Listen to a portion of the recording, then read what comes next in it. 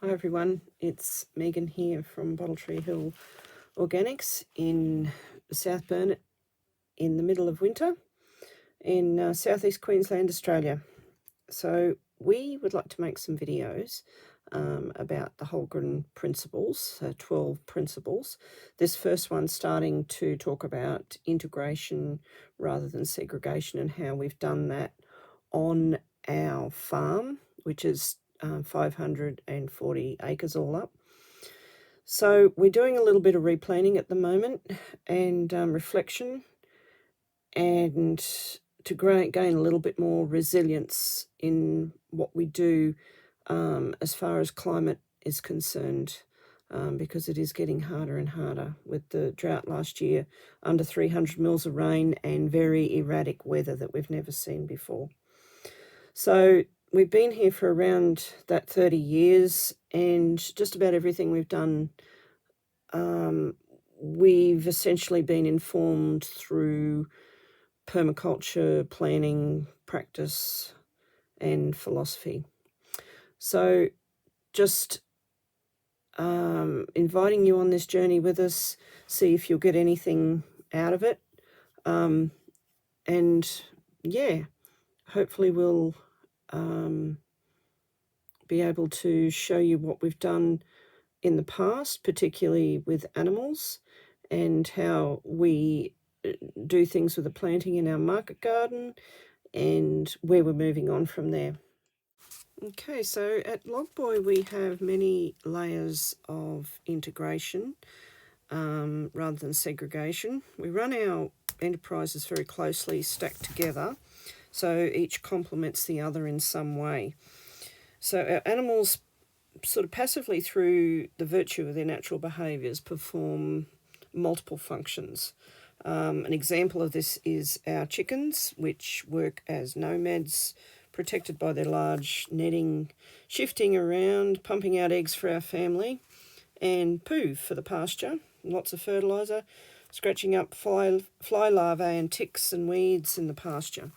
Likewise, our pigs have a role to play in providing manure for pasture, weed control, digging areas, clearing of weeds for tree planting, which is very, very important here at Logboy. Many plantings of all sorts of endemic scrub species, plus useful timber for harvest. But some animals, though, that are just for us and guardians, protectors, but also nice to have around.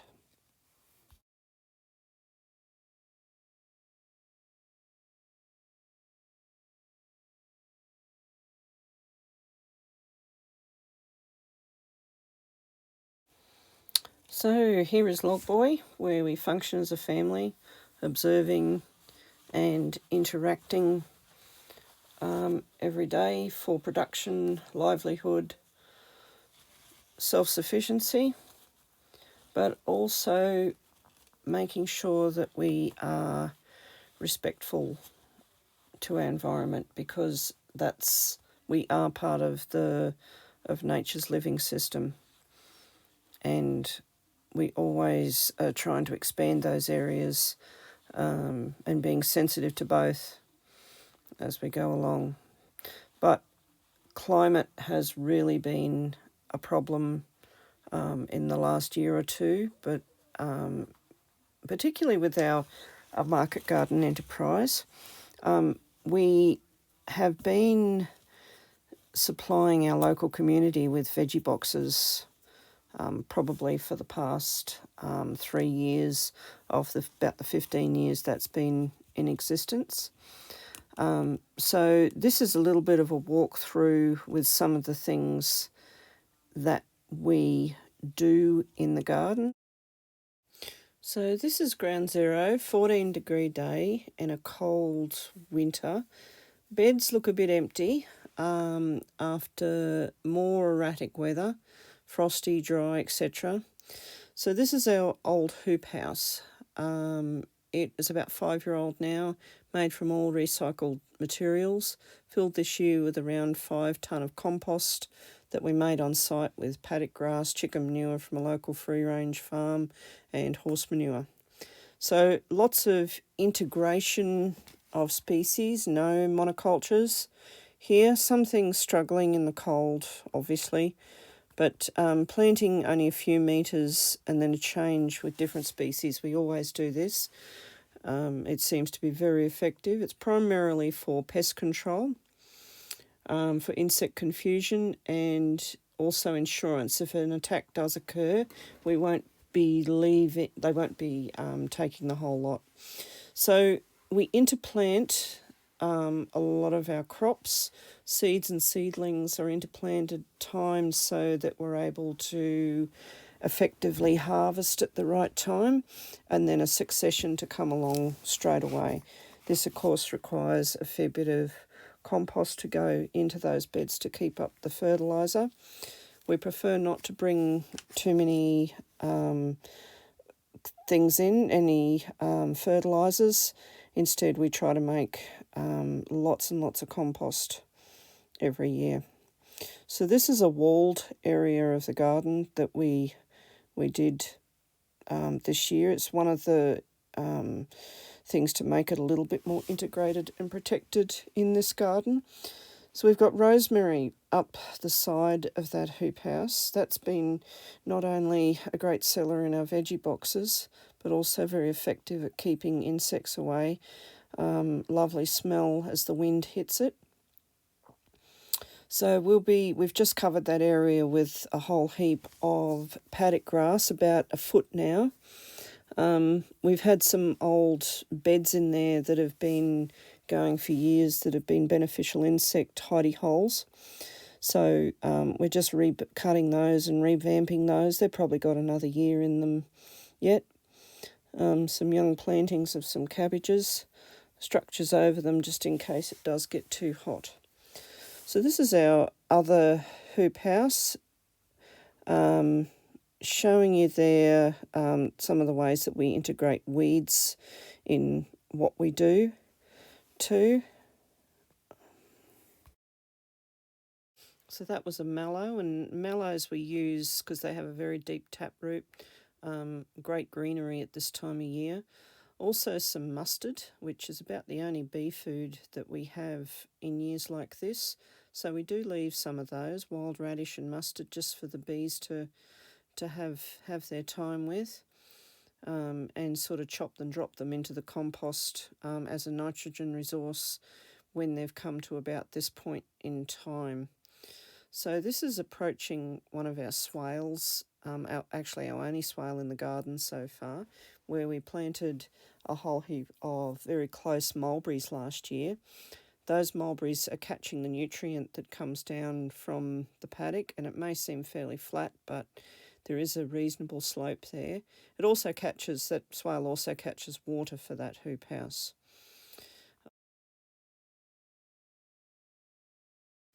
So this is some greenery ready to be dug in.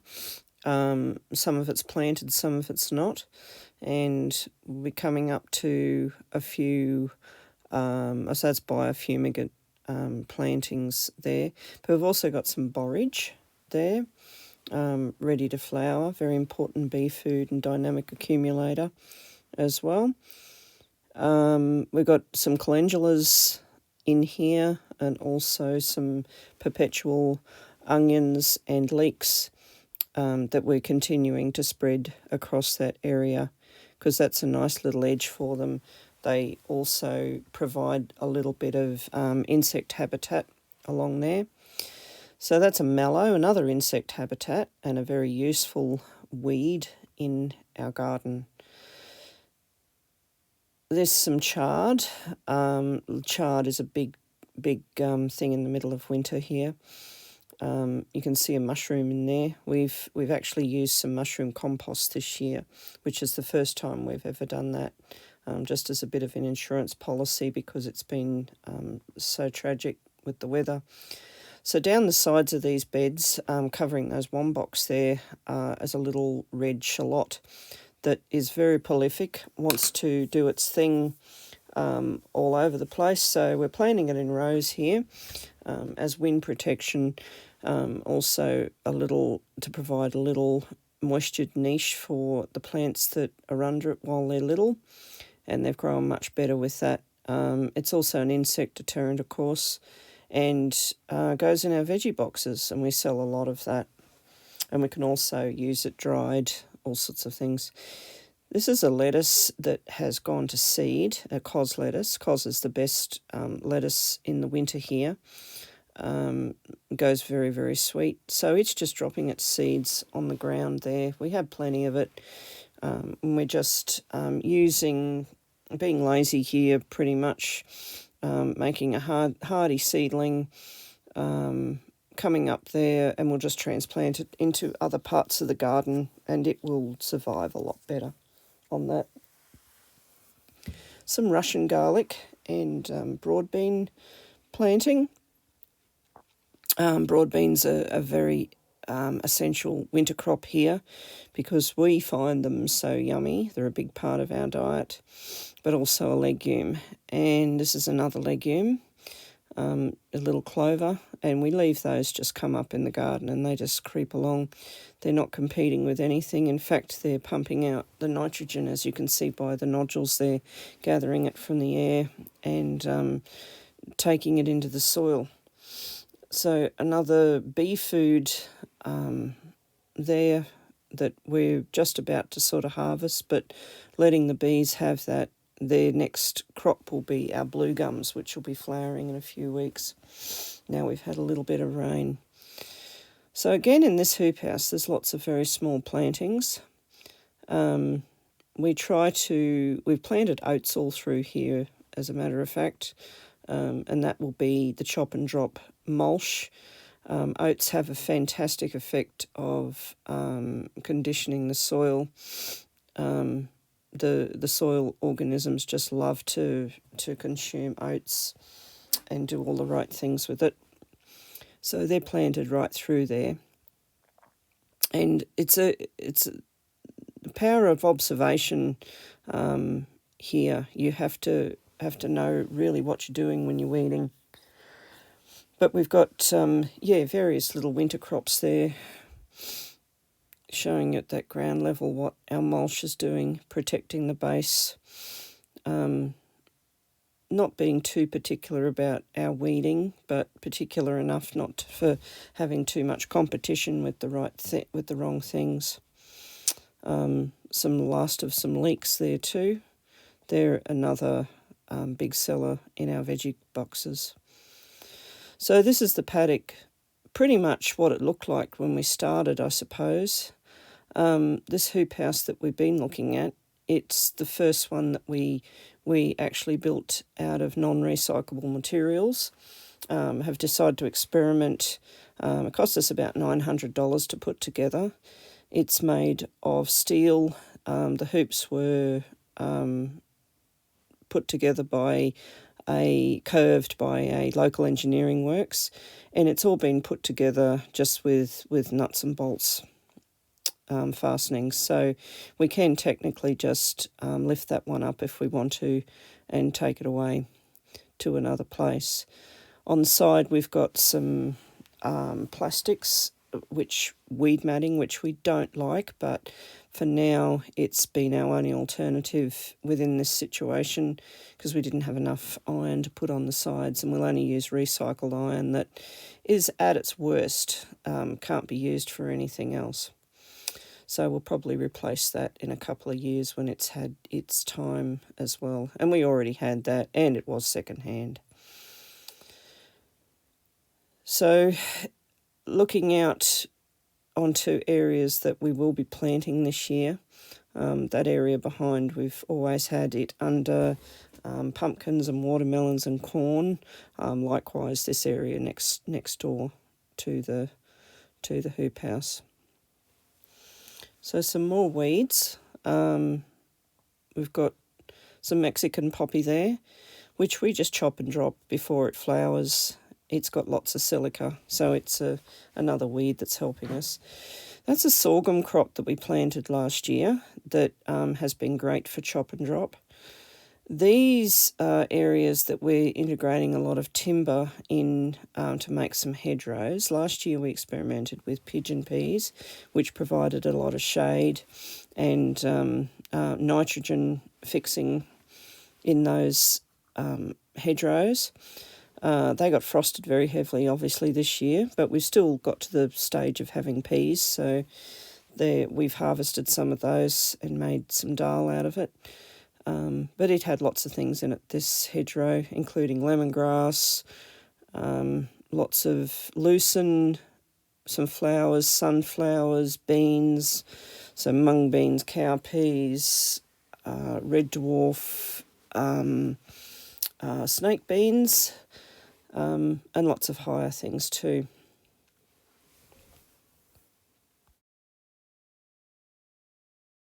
So that's all we can do for now. Hope you enjoyed it. We will put together another one with some solutions that we've found and how we've workshopped this. But in the meantime, hope you've thought a lot about integration rather than segregation in your part of the world. And yeah, stick with us next time. Bye.